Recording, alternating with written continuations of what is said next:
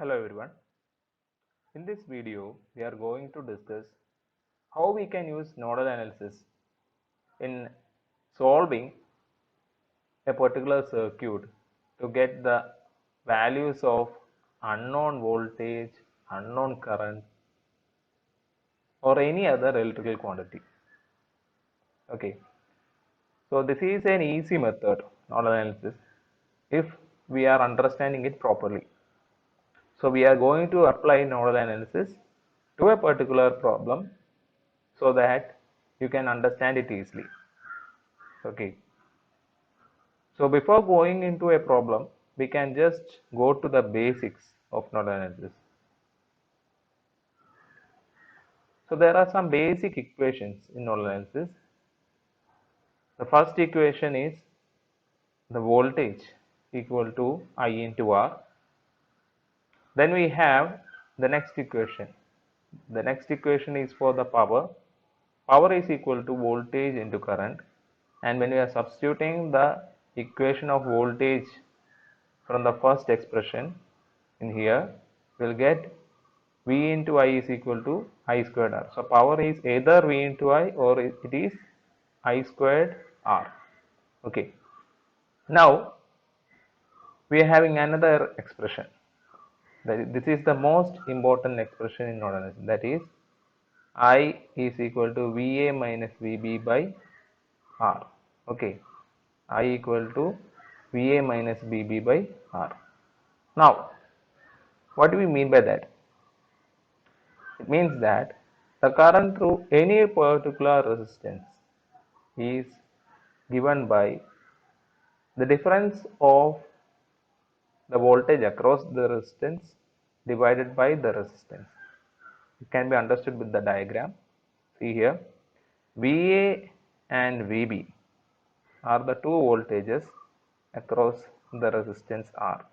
Okay, so the current through the resistance R is I, and the I is given by VA minus VB by R. We are assuming that VA is greater than VB. Only then the current I will flow through this. I hope you understood. So these are some of the basic equations that you need to keep in mind before we move on to nodal analysis. Okay, now let's look a particular problem. Now let us try to solve a particular question by using nodal analysis. So this is our question. The question is to find the value of power dissipated in all resistors using nodal analysis. So if you look carefully, there are 5 resistors in this circuit, that is R1, R2, R3, R4, R5. Okay. So if we need to find the value of power in all these resistors, we need to find either the current which is flowing through these resistors, or we need to find the voltages across the resistor. Okay. So the question is to solve this by using nodal analysis. So let us look how we can do that here. Okay. So now let us go into the solution.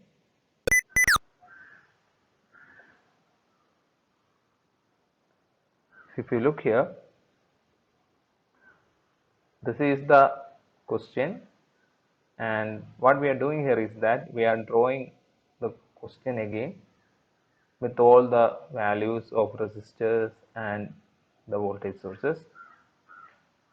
And the first step of nodal analysis is to identify the nodes. So this is my first node, the junction of 10 volt and 2 ohm.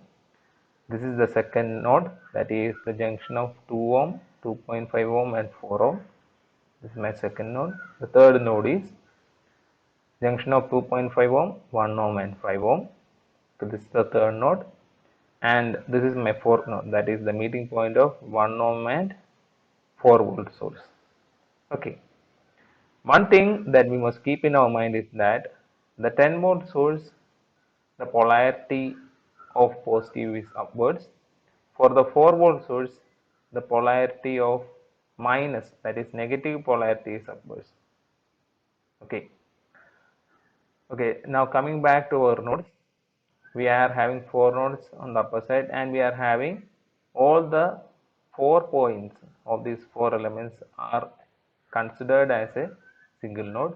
That is, this node is B reference is equal to 0.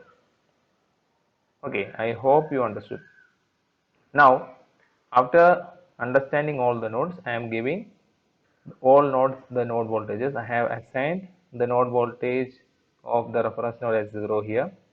Now coming back to all the other nodes, we have V1, V2, V3 and V4. Okay.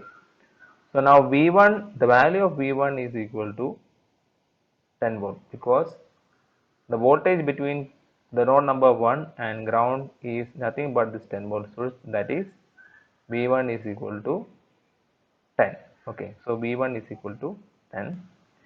And again V4, since the negative of this battery is pointing up, V4 is minus 4. Okay, V4 is the voltage between node 4 and ground, so V4 is equal to minus 4 volt. Okay, so V1 and V4 are known to us, and now we can assume V1 is greater than V2 is greater than V3 is greater than V4, out of which I know V1 and V4. Okay, so here the unknown voltages are V2 and V3. So we should have Kirchhoff current law at nodes 2 and 3. I hope you understood. Okay, V1 and V4 are known to us. Only V2 and V3 are unknown. So we need to write the node equations for node number 2 and node number 3. So what is happening at node 2? Look here. At node 2, how many currents are incoming and how many currents are outgoing? The current flows from higher potential to lower potential. Okay, so at node 2 we are having 3 elements associated with node 2, and the current from V1 will come to V2, so that is an incoming current. The current will go from V2 to V3, and the current will go from V2 to ground. So we are having 1 incoming current and 2 outgoing currents in this circuit, in this node. Okay, so here we are having, we can take one current which is incoming as positive, and the other 2 currents which are outgoing can be considered negative. Okay, so at node 2, V1 minus V2, that is the current through 2 ohm, V1 minus V2 by 2 minus V2 minus 0 by 4 minus V2 minus V3 by 2.5 is equal to 0. This is the nodal equation at node 2. Okay. So now let us find the node equation at node number 3. So if you look here, in node 3 there are 3 resistors associated with node 3. So there will be 3 currents. So the 3 currents are V2 minus V3 by 2.5, V3 minus 0 by 5, and V3 minus V4 by 1. Out of these 3 currents, 1 is incoming and 2 are outgoing. So incoming can be taken as positive and outgoing can be taken as negative. So when you write the node equation at node 3, it will be like this: V2 minus V3 by 2.5 minus V3 by 5 minus V3 minus V4 by 1 equal to 0. After getting the node equations at both the nodes, we can substitute back the known voltages, that is V1 and V4, in these expressions. Okay, V1 equal to 10 volt, V4 equal to minus 4 volt. After that, when we solve these two expressions, we will get the final expressions as at node 2 minus 1.15 V2 plus 0.4 V3 equal to minus 5, and at node 3 0.4 V2 minus 1.6 V3 equal to 4. So when you solve equation number 1 and equation number 2, you will get V2 equal to 3.8 and V3 equal to minus 1.54. Okay, So we are now having the values of all node voltages V1, V2, V3 and V4. Okay. So after you know the node voltages, we can find the values of the power dissipated across all the resistors. Okay. So for example, if I need to find the power dissipated across 2 ohm, the expression for power is given by V squared by R, that is potential difference squared by the resistance. So across the power across 2 ohm would be V1 minus V2 the whole squared by 2. The power across 4 ohm will be V2 minus 0 the whole squared by 4, that is V2 squared by 4. The power across 2.5 ohm would be V2 minus V3 the whole squared by 2.5. So similarly, we can find the power dissipated across all the resistors because we know the node voltages across the circuit. Okay, I know the voltages across both ends of all the resistors. So we can use this expression to find the value of power dissipated across all the resistors. So the final worked out expressions are given below. You can see that. Okay. Power across 2 ohm is V1 minus V2 the whole squared by 2. Okay, that is 19.22 watt. Power across 2.5 ohm is V2 minus V3 the whole squared by 2.5. That is 11.41 watt. Power across 1 ohm is V3 minus V4 the whole squared by 1. 6.05 watt. Similarly, you will get the value of P4 and P5. Okay, so this is how you can find the power dissipated across all the resistors by using nodal analysis. Okay, now let us take another question. This question is similar to the previous one, but there is only a difference. We are having a current source here. Okay, so what should we do when we have questions with current source? See, here when we have a current source, the approach is a little different. So listen carefully. You can go to the solution now. So I have redrawn the circuit. Okay.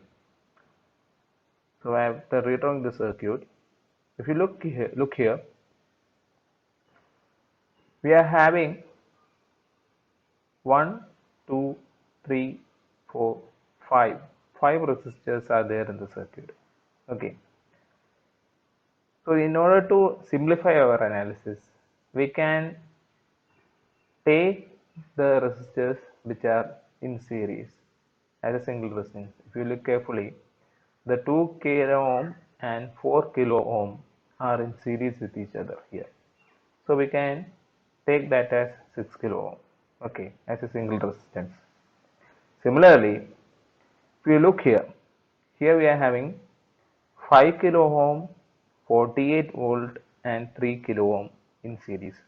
Okay. When you are having three particular elements in series, we can interchange the locations or we can change the order of these three elements.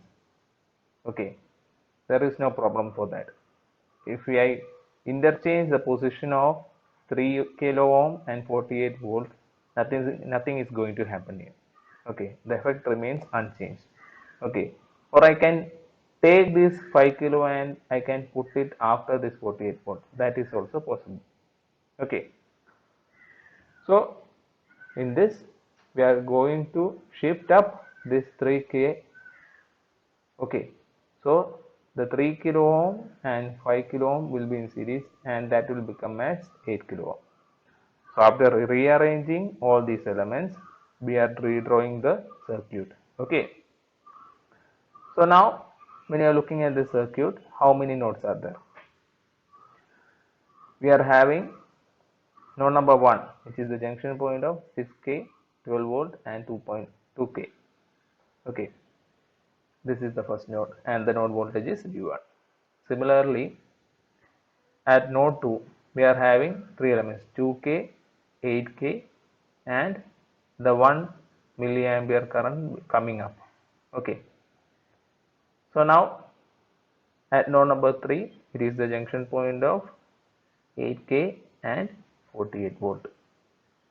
Okay, so these are the three nodes. Okay, the other end of 6K, 12 volt, 1 milliampere and 48 volt are all together considered as a single node, that is V reference, and the value of V reference will be equal to 0 volt. Okay, we have two voltages which are known here, that is V1 equal to 12 volt and V3 equal to 48 volt.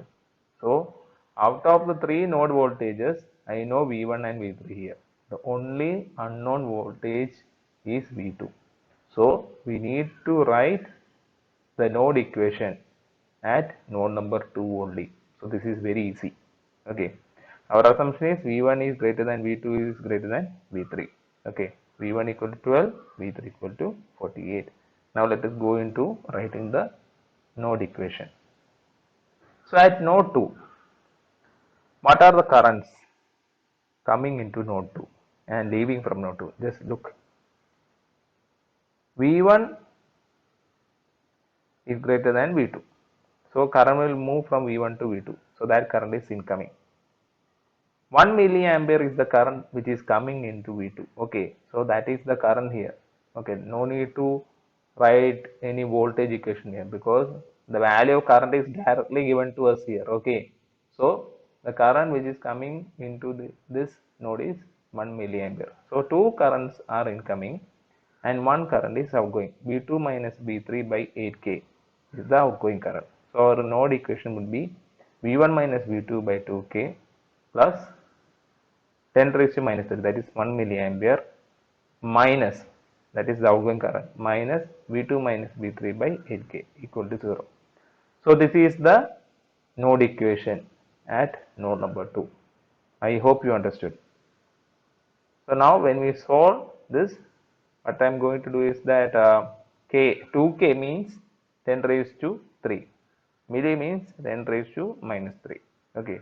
So substituting the denominator with the expression of kilo, that is 10 raised to 3, and when I am cross multiplying this entire expression in the numerator by 10 raised to 3, I will be getting the expression as 12 minus V2 by 2 plus 1 minus V2 minus 48 by 8 equal to 0. So upon simplification of this expression, you will be getting the final equation as 13 minus 0.625 V2 equal to 0 or V2 equal to 13 by 0.625, which is equal to 20.8 volt. So the value of V2 is 20.8 volt.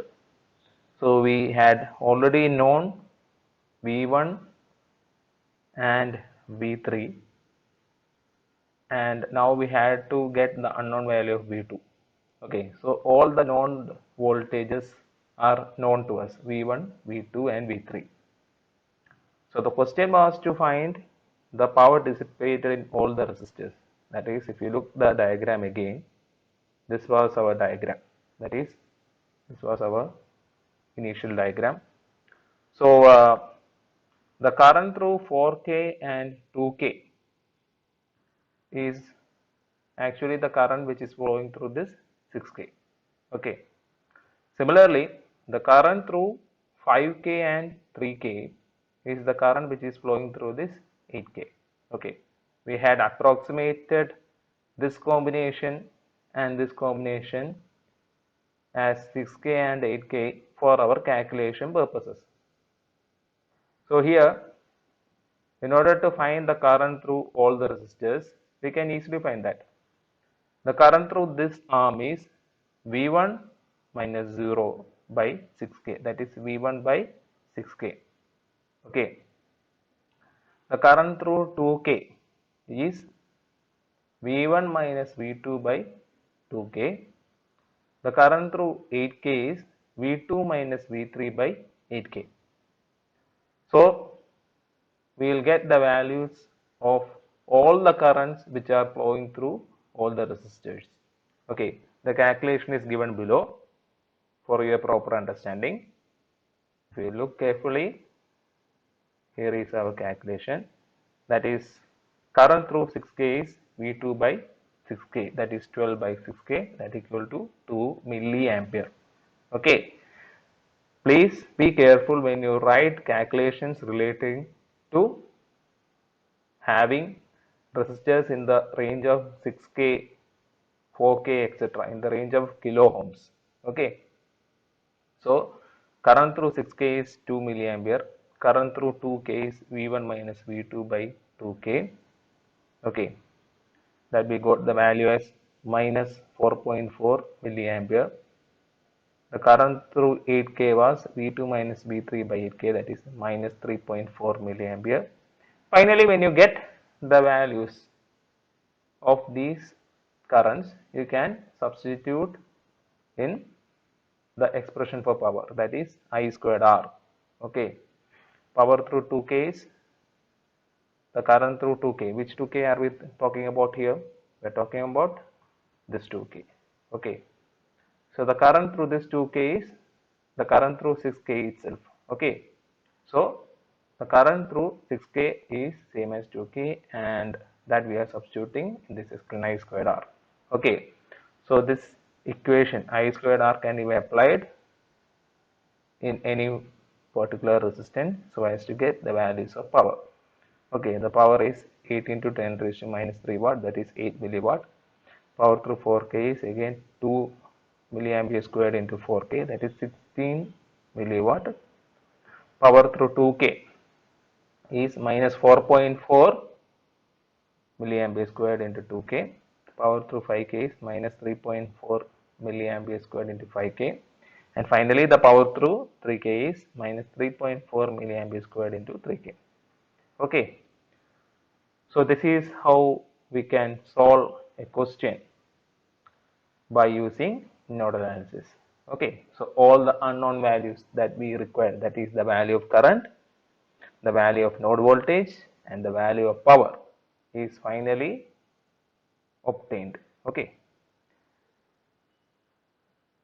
thanks for listening. Thank you.